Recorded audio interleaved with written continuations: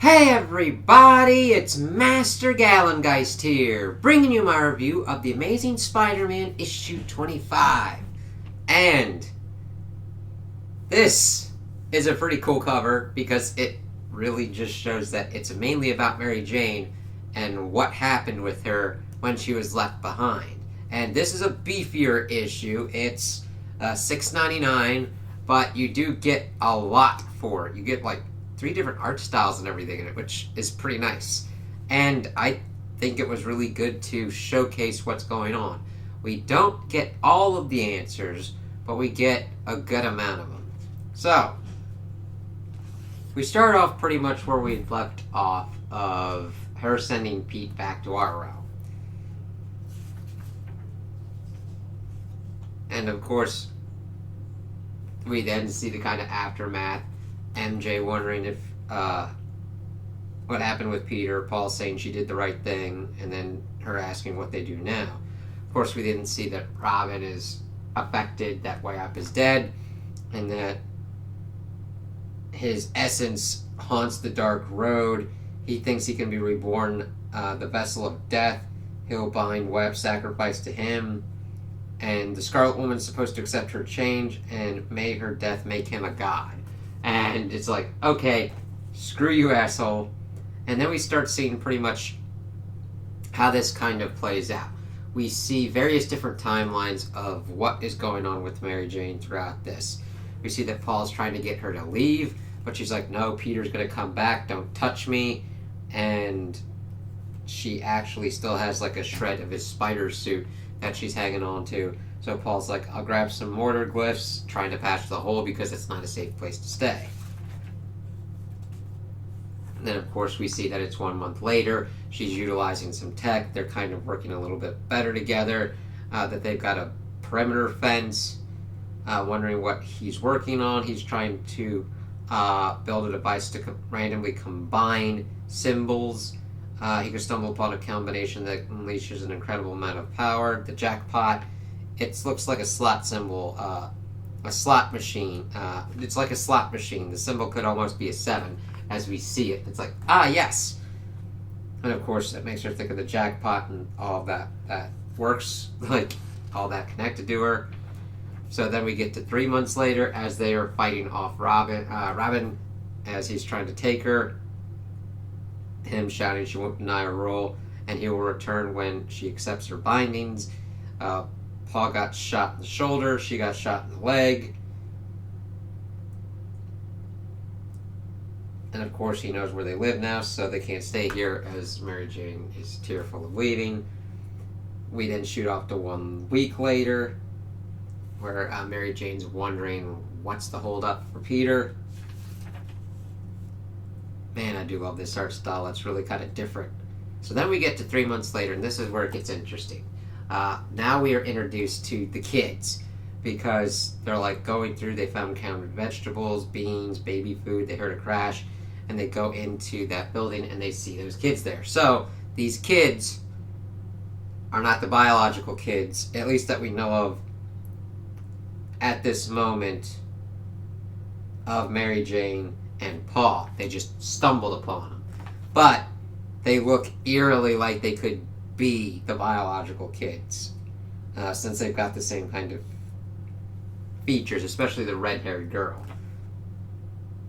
And the boy asks if they know the Scribble Man.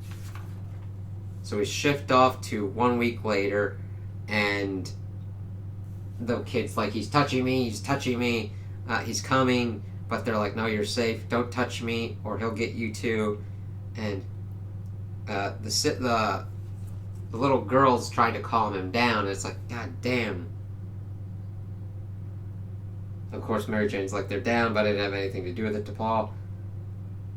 They've seen things, both of them, as we see Paul's pretty much sketching out a new lab design. Mary Jane's like, I'm sure that their person will wander off. Nope, there's no telling what they ran into out here. Paul bringing up that, like, plan isn't set up to take care of 2 children. Makes everything harder. Hiding food, we have to be realistic. And Mary Jane's like, nah, I'm not leaving them. And if they're too much trouble for you, you can go. And Paul's like, what? I wasn't saying that. I would never say that. And there's kind of some pause to let that sink in. And she's like, I know you wouldn't. Oh, okay. Good then. As they're still trying to figure each other out. And then we see them trying to work out. Paul building the lab. Mary Jane trying to get Owen to eat. To ask, saying the Scribble Man doesn't come anymore. Is that because of her? She's like, yes, of course, I wouldn't let anyone hurt you. And he's like, you can hug me sometimes if you want. And they hug, and it's really kind of nice. And then we get to 3 months later, which is kind of crazy because Paul so far has not looked that fucking jacked. Now, granted, he might have not had a need to be that jacked in our world, but it's like, sweet Jesus. It's fucking like giant ass motherfucker. And he's talking about, I know it's crazy, but using the symbols of luck and chance you suggested made all the difference. You're right, I may have hit the jackpot. Ha! I wouldn't be so sure about that, asking if he's going to fire it up. I mean, just to risk control. But the thing is, it kind of breaks, and they like clasp each other's hands, and they're kind of like getting into more of a kind of family group. As we then see days, months, winters, and summers going, them playing and being a family and everything, and then looking at each other, dealing with more of the kind of glyphoids, the lab being really good, Mary Jane teaching Owen how to read, and having just fun as they're going on. It's like, okay, this is good to build this up so that way we know and understand what's going on, how they feel as a family unit. This is the building that's important and is needed. And then we see that they're trying to do dinner one day, and that Owen's asking what the Scribble Man wants. Like, I don't like how he's looking at me. And Robin's like, the sun blood returns for you. It's like, holy shit! And this art style for Robin and the Blade of Decay is just fucking gnarly as shit. Like, holy god, he just looks completely menacing. Saying it's too late, the Scarlet Woman is bound. She will feed the Blade of Decay as she throws the pasta at him to try and, like, get enough time for Owen to get the kids to the safe room. He gets them in there, and he just looks kind of nutty. You set the sun-blood away, but his importance died with Wyatt. There is only you, Scarlet Woman. You are the final sacrifice, as he's pretty much trying to go for her. And Paul tries to pretty much tackle him. He's like, you defile my ceremony. Oh, oh dear, careful, old friend. As he pretty much got stabbed by wood, it looked like. Wood. Like, it's like, ah, shit. Got bad news for you, jerk. You're about to hit the jackpot as Mary Jane's about to use the device. And we see it kind of go kind of nutty. Robin's just, like, laughing at her about it. And then we see it kind of hit some stuff. It's like, oh, shit, what's it doing it? And it fucking blasts cotton candy at him. It's like, oh, alright. He's like, the fuck is this? Cotton candy? Is it? Your life offends me, as it denies me godhood. It's like, fuck you, man. And he's pretty much tossing her around. And of course, it's based on chance, trade-offs for everything. She's gonna try it again. Wait, I didn't tell you. If you get 3 skulls, and that might be important later. It's like, if you get 3 skulls, you're dead. And he's talking about making her death a sacred thing. I will plunge the Blade of Decay into your heart. I will become Wyatt. And she's, of course, saying, try it, mother, as we then shift back to what we saw previously with Spidey popping in, the usual art that we're known, that we've had so far, Robin being pretty much killed, and then being the whole stuff with the kids, and saying that they're her family, and then, of course, brought them home, saved them all. And this is where we get the new kind of stuff. And of course, she's like, I guess you know the rest. And Pete's like, how long was I gone? Years. Almost 4. It's like, damn. That's a pretty long time. She never thought she'd see him again. And Peter asks if her and Paul, and she's like, yes, me, Paul, and Rami, and Owen. And he's like, I never stopped. The second I came back, I never stopped until, I know, Peter, thank you. And they just both look tired and just like a hard situation. We took a walk a month ago. We were going to move in together. You asked me, and I said I was a mess. And you said, when are you not a mess? And we just see him kind of looking, and she's like, I'm not leaving him, Peter. I'm sorry, Peter, I'm not leaving him. And then we just see him leaving the hospital. We see that MJ gets the update that his liver got nicked, but he should make a full recovery. They, of course, want, like, ID, but we see someone ask Mary Jane, oh, wow, I was hoping you could clear a few things up. It's like, what the hell? We see Pete just walking as someone's calling out to him, saying, I think you have something that belongs to us. They want the mini fusion reactor. He's like, yeah, that's fried. I used to bring Mary Jane back. That's all I'm going to say about that. And Johnny is not having any of that. He's like, what the fuck, man? Reed, of course, is trying to be like, listen, Johnny, hold up. And he's like, you break into our place, steal our stuff, and you don't want to give an explanation. You'd think now that your girlfriend's back, you'd be in a better, and he tells him to shut up and punches him, and he doesn't care about the burn. And the thing's like, I've had enough of this jerk. And he tries to punch at him, but then Pete cracks at him first. Of course, Reed tries to, like, smooth things down and be like, Pete, stop. He's like, put me down. We just want to help you. I said, put me, as he tries to punch Reed, but Sue's like, listen, how about we stop punching things before they start punching back? That's the thing, Sue. The day I've had, I want somebody to hit me back.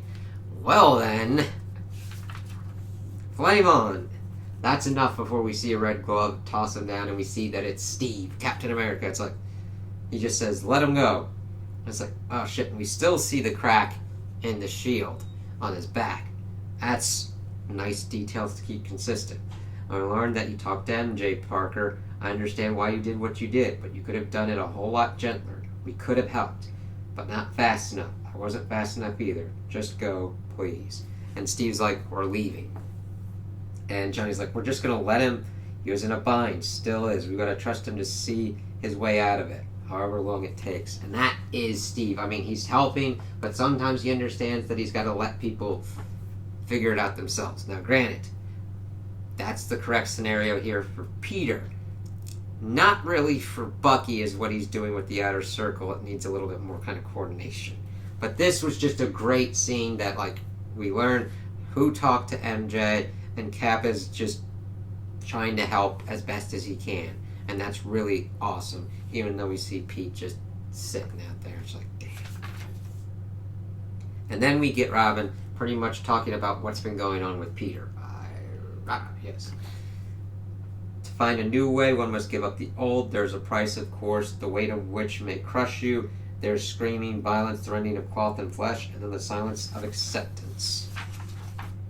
I have traveled the black road and returned with this wisdom. It was I who failed way up. I was the symbol of the ceremony's failure. To complete it, I had to die.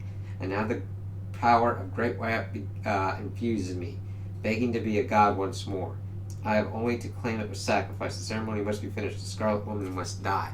As we go and we see the whole kind of spiel, and we see it reinfuse Robin's body from the Blade of Decay as he's going back to pretty much try and finish off MJ.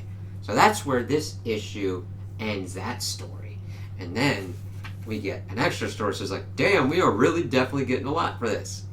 So we get to this story of Welcome to Omaha, Spider-Man, as we see him and Felicia going to a friend's wedding, and Pete is just not really into it.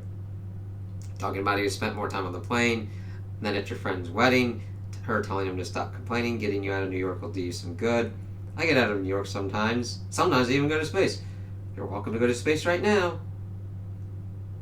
And calling her a grumpalump, and calling him a grumpalump, talking about how he likes weddings.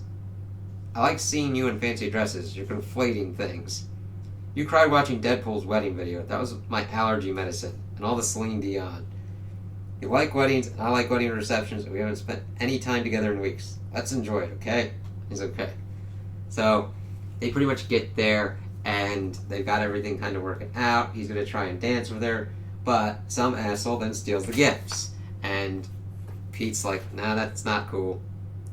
Just once, I'd like to bring this along and not need it, his Spidey outfit. And he's going around and talking about who steals from a wedding, someone who's quite slimy enough to steal, someone who isn't quite slimy enough to steal from a funeral.